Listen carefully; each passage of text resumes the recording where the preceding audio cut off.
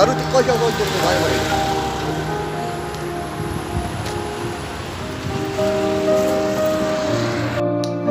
Ashamaa hordoftoota chaanaalii yoon yookoo akkam jirtan fayyaa keessanii nuti waaqaaf haa galatu nagaa koodha. Har'as akkuma baratame egaa mudannoo tokko isiniif qabannee dhufnee jirra.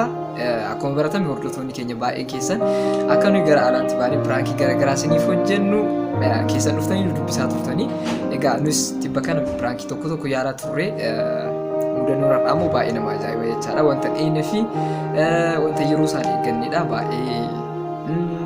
Injira miti akkas tureyyuu akkuma baratame kan naannoo kanatti piraankii alatti ba'amee hojjetamuun namni hojjetus hin jiru hin baratamnes biyya kanatti. Hundaafiyyuu wanta har'a nu mudate maalidha siitan hordoftoota chaanaalii kooti kan isiniif qoodudhaaf jechaan dhufe piraankii hojjechuudhaaf gara alaa baanee naannoo sa'aatii 4-3 maal irratti egaa yeroo sanitti hiriyaa kiyyaafan viidiyoo waraabuudhaaf ture ani kaameraamaanii ta'ee mucaan immoo akkas uffata shamaraa uffateetiniin akkas piraankii wayii yaadne ture jechaadha. Achitti yeroo baanee ture akkas piraankii hojjechuudhaaf socho'aa turreetti immoo wanti uumame wanta baay'ee nama ajaa'ibudha.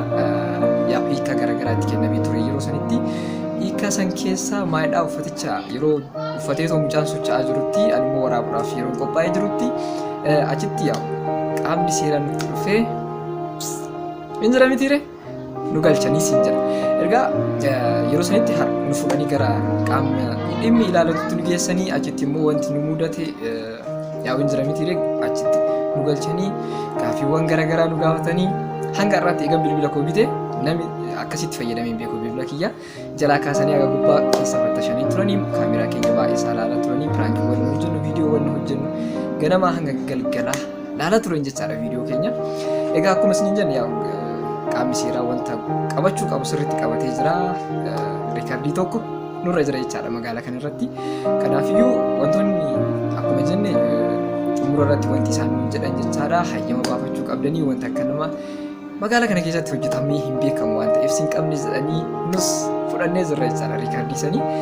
Egaa yaa hayyama akka baasnuuf isaanis kana booda akka nu gargaaran nutti himanii jiranii. Hundaafiyyuu kana fakkaata mudannoon keenyaarra.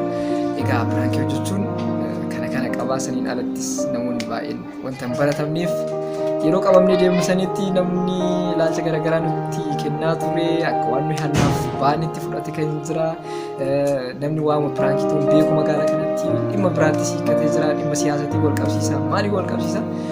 Hundaafiyyuu qaamni seeraa wanta godhe